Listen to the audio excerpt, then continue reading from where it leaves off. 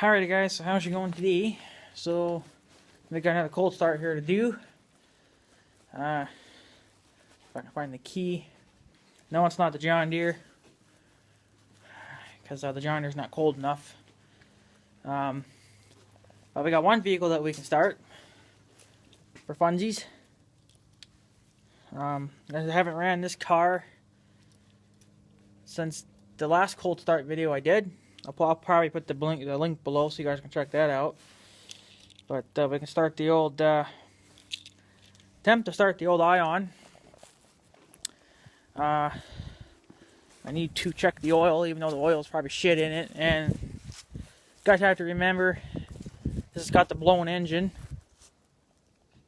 Hey, the battery still works. Isn't that awesome? So I'm probably going to pop the hood here and then check oil levels, and we'll see if she'll fire. Guarantee that it probably won't, with it being so dickered, but we'll give it a shot here. Now this car's been sitting, I think, for quite a few months, ever since the last cold starting vid, and it's been pretty cold here. Last night it got down to about, I think 15 degrees. I'm not sure though, but it was freaking cold. My garden hose in the backyard's completely frozen. This kind of freaking sucks because I kind of need it. So I might have to bring it out into the front yard for a day or two and let the sun unthaw it, so I can wash the John Deere, because I need to wash the John Deere up before winter.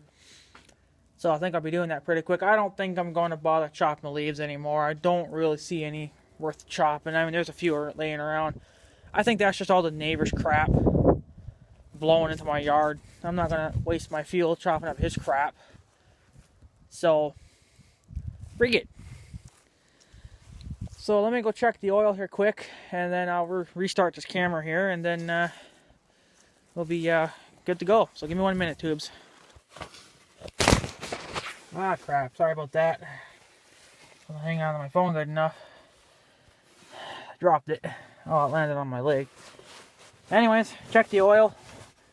I had to go grab a shop towel there, because when I first pulled the stick out, it was like beyond full.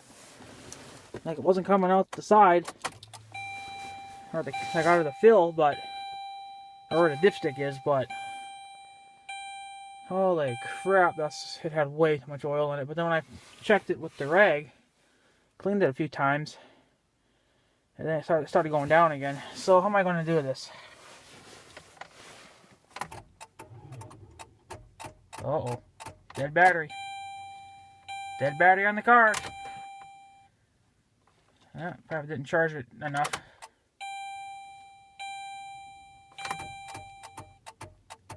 Yeah, we got a dead battery on the car. Enough to beep her, but not enough to crank it. Well, that's interesting.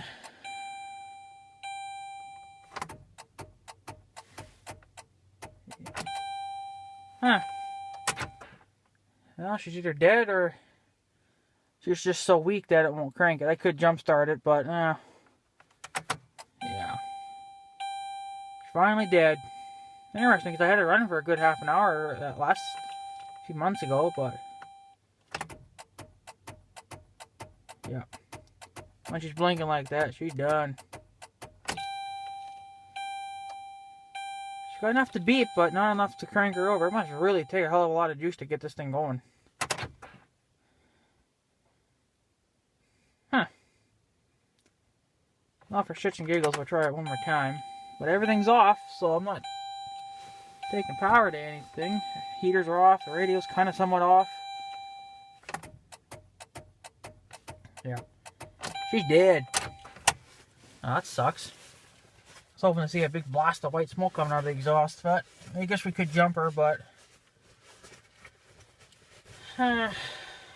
doesn't matter, I guess. She's kind of dickered anyway. Guess I'll put the key away and take my dirty old shop towel back with me, I guess. Well, that kind of And it had enough to unlock the doors too, so I think what I'm going to end up doing is leaving the doors actually unlocked, because if the battery dies completely, I don't think I'm going to be able to get in here. Because if I lock it, there's nothing here worth stealing anyway. I mean, there's a good radio, but... And yes, it seems like the radio's still on, but once I open the door, it shuts off. It stays on with the door sensor kicks in. Well, that's unfortunate. She is dead. No go. No go. No go. I guess we could jump her, but that kind of sucked.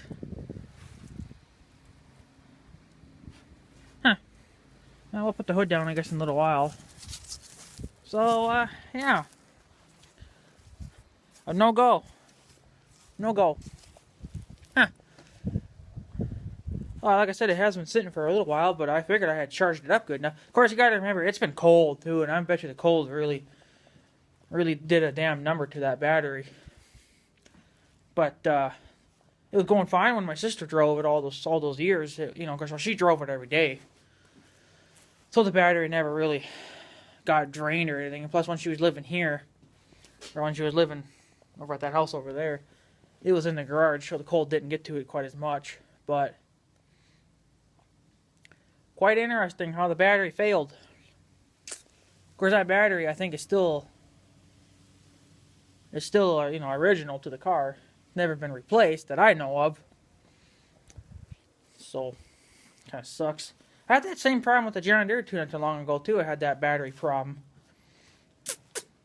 It would just click, but it wouldn't start. But that was just because of dirty connections. I don't think these connections are dirty, because the battery is actually in the trunk, but it's underneath. You know, it's got shit all around it, so it doesn't get quite as dirty. And remember, we had it going not too long ago, so I think the cold might have finally got to it. It would be nice to crank that bitch over, get her running again. But I don't know if we could jump start it off Big Red, the 4-wheeler, because that's only, I think, like a 12-volt battery, and that's probably like a 24 or something in the car. I don't know what. I think the ATV batteries are less than what the cars are, so I'm not sure, but. And yeah, I don't have my power plugged in here for my shop either, so we have no power right now. I didn't think to plug in the cord, but that's alright. I know it's another thing too with this phone. I just realized a couple days ago, if I got this camera flipped the other way, like so you guys see what's in front of me, I can actually have the flashlight on too. Because I have the new iPhone 5S or whatever the hell it is. And it has a flashlight built into it. I can have it on with the camera too. That's why a lot of people usually flip them around, but then you can't see nothing. So, that's pretty cool. I like that. I wish the flashlight would have been on this side too. So, and they got a tractor out working the ground up somewhere over there, south side of town. I can hear his turbo whining over there a little bit. So yeah, I guess that's an epic fail for gold starting the old 2007 Saturn Ion there. Kind of sucked. I was kind of hoping for it. I was hoping to either watch it blow up or blow tons of smoke everywhere. But yeah, if I could jump start, I'd have to get my uncle down here, because he's the one that's got the jumper cables, and then he'll want to be there to crank it, and you guys won't get to see it. So he's not a big fan of the cameras. Not like I am. I don't mind it. So I don't know. Because, you know, it would really be a bitch to start, because she's been sitting a while. I know when it finally blew up on my sister, she had it sitting at her apartment for a while. Of course, not driving it, because obviously, you know, it was diggered. So, but we had to drive it back here, because my sister didn't want it there because it was taking her parking lot space there. So, of course, then we just, you know, we drove it here, obviously. Well, first, it was, when I first got it here, it was sitting up on that hill right there on my yard, not that big black hill. That's the school property, but on top of my hill. Sat there for a couple of months. Then the snow was going to start flying. I was like, well, I didn't really want to leave it out. So then I parked it in my garage, and then it got in the way all winter. So now it's going to be sitting here all winter. It's going to be sitting. It's been out in the snow before, so I guess it ain't going to hurt it. But you know, I just don't like the fact that things are sitting outside, and then they're really, if they actually run, you're going to have a hell of a time getting them cranking. So that's why. I mean, I guess I'm not going to drive it anyway because the car's dickered. But you know, it gets pretty damn cold here, and I bet you that'll probably ruin something else on that car. But whatever. But she got enough power to run the lights and stuff on the dash and the beeper, but not the just not enough to get that started to spin. Must really take a hell of a lot of juice to get that engine going. Which is, you know, I guess not surprising because it is a pretty. It's not a high horsepower engine, but it just takes a lot of power, I guess, to get them cranking. No matter what size of engine you get, it's still going to take tons of power to crank them.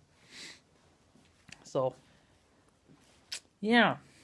I do have a battery charger, but I'm not sure if this thing works. So that'll just jump it right off Big Red or something. So, kinda sucks. Kinda sucks. Oh, I mean, I'm not gonna drive it anywhere. Obviously, anywhere. It's just too messed up. I think the alignment's all crap on it too, and I think the sway bars are dickered. And I know I think the sway bars are dickered because I noticed when I drive it before, when I used to drive it, it always kind of would want to pull off to a certain direction, like either left or right. It always want to pull off a little bit. So I think from her hitting the curves when she parks, because if you keep doing that over time, it's just going to bend them damn sway bars, all this shit. Well, then the ABS is screwy. Traction control's kind of screwy. Doesn't really exactly want to work. Got some other minor problems too. The only thing that's worth any money on that car, I guess, would be the rubber. Apparently, the radio's not much good either because it's a few years old now and it's not worth a lot of money. I think she paid like $200 for it, but I don't think it's worth a lot now since it's had a lot of hours put through it. So I don't know. It kind of sucks. I was kind of hoping to hear that bitch scream at me, but whatever. All you guys would hear is anyway, it's just a big old banging going on because it's got I'm thinking maybe a broken connecting rod or something. Something's freaking screwed up. Something's wrong anyway. I know a lot of my subscribers were telling me about it. What they think it possibly could be. And they're probably right. I don't know. I'm not going to strip the engine to find out. That, the mechanic already did that. And he didn't say what was wrong with it. He just said it was screwed. I think the engine could be fixed. But after 130,000 miles and having such a hard life, I think that engine's done. My sister drove it a lot, and then when her ex-boyfriends got a hold of it, well, especially this one, he drove it like it was a damn NASCAR, so really putting it through its paces. Pretty much while redlining it, especially when he would go over the bridge that's to our north here, takes us into North Dakota. It's a good long bridge, where you can really get from 40 miles an hour to 110 very easily. So, I don't know. It's a good little car, but it's just, it's got a lot of problems. I still kind of want to keep it, even though it's not legally mine. It's still my sister's, but she don't want nothing to do with it anymore. She wants to scrap it out. I've been kind of agreeing with her, too. I think we ought to scrap it. But since I think about it, I really can't afford a brand new truck either. That's a $60,000, $70,000 investment. And then to even finance the stupid thing, you're talking anywhere from $400 to $700 a month. And I'm like, holy crap. That's just for a stock truck. If I wanted to have a sunroof and the front, bumpers and, little better dashboard and crap like that, holy, you're getting even higher in pricing then. So I really can't afford even though I want one, I can't really afford a brand new truck. So it kind of sucks, but I don't know. But I mean, to get this car back up and running again, it's about $5,000 for a new engine. The tranny's probably fine. It's probably about ready to blow too. And then to get the other odds and ends fixed and in labor, it's probably going to be close to $7,000. Wouldn't doubt it. I got a guy driving by here at the John Deere. He's had that John Deere for a while now. I think it's a John Deere X324. Just a little guy. But for what he uses it for, it's fine. I got an X724. A little bit. The hell's a hell of a lot bigger than his. I'm thinking about upgrading, but I don't know. Won't be for a while yet before I can upgrade. So, probably going to be a few more years. But, yeah, so I don't know. Kind of sucks, but whatever. So, I do apologize for an epic fail on the Saturn there. I thought it would go. That's the first time that battery has ever failed. It's always cranked that engine over. Since 2007, it's cranked it over, no problems. Even in the cold. But like I said, it only sits for like, from when she gets home to when she gets up in the morning to go back to work. That car has been sitting for months. Ever since the last cold start of it. Because it wasn't really that cold either. But now it's really gotten cold. And, no go. No go. It'd probably take a lot of power to start that bitch anyway. Because she's just so cold. And like I was going to say, I think I might have went totally down a different road now. But when the car was sitting at her old apartment. Of course, she had gotten herself a new one because she was done with this thing. We had to take it back to the farm. She was grumpy. She didn't want to start, but she did, though. On the first turn, it fired up, but she was really slow about it. But my John Deere's the same way, and so is Big Red. They're all very grumpy when they want to fire up in the cold. And I try not to even drive Big Red in the wintertime. When it's minus 40, I try not to run him because he'll start, but he's not going to be happy about it. The John Deere is going to be quite interesting because that thing, I don't really drive it in the wintertime. But I want to be able to test it and see if it'll handle the cold.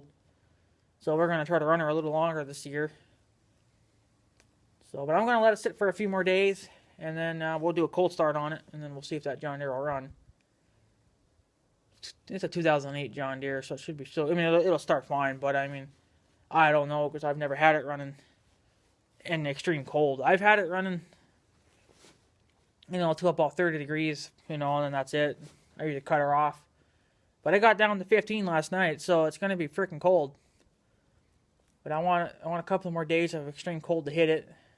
Now, it's in the garage, but it's in that garage, it's going to be probably about maybe 5-10 degrees warmer in there than it would be actually outside. But that garage leaks too, so it's not going to be a whole heck of a lot warmer.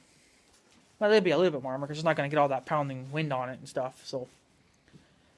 But we'll put the John Deere through its paces throughout the next couple of months, and we'll see how it does. Once it gets too cold, I'm going to probably shut her down and be done with it. So, I guess if I had kept that battery on a battery tender for the car, I guess it would have been fine. But just haven't gotten around to getting one. I got to get one for my machines too.